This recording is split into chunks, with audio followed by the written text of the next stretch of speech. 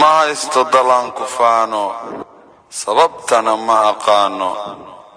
ayagoo heli kara nabad iyo caano maxay ugu fikiraan aano dad baa dakana xasuusto wadaniguna ma quusto Soomaali in la kala googoosto inuu shisheeyahana haysto dhib walbo naloo geysto waxaan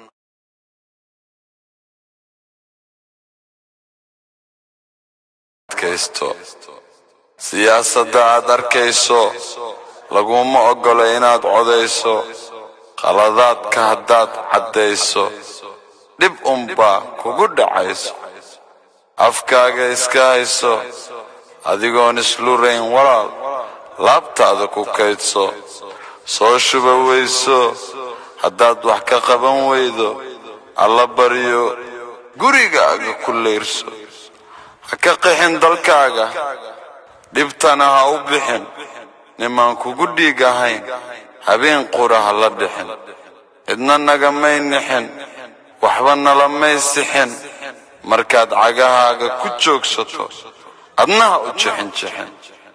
qabiil waxna muu tarin iska dhicin hadday jirin Soomaali sidaan ma rabin anigu waxba maan qarin cidna isku maan dirin qurun aanan igu jirin qolo sow imaad barin qayb umaad rarin qasaaradu weli ma harin haddaan la isku keeni karin waxaan wataa arrin annagoonba isku jirin walaalnimada ha iga jarin waad ogtahay inaan ku horin ilaan hiil kalaan jirin dhiiggaaga ha sirin xubin adiga kaa mid ah weligaa ha xaqirin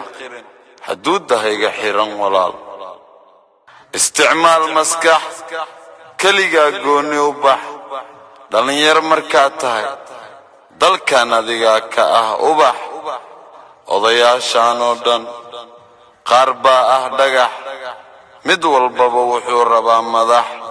waddankeennay ka dhigeen marax adigu haddaad tahay shaxshax ogow kuwaa gaajalla ah kax ninna ma ahaado faxfax marun baad noqon qanax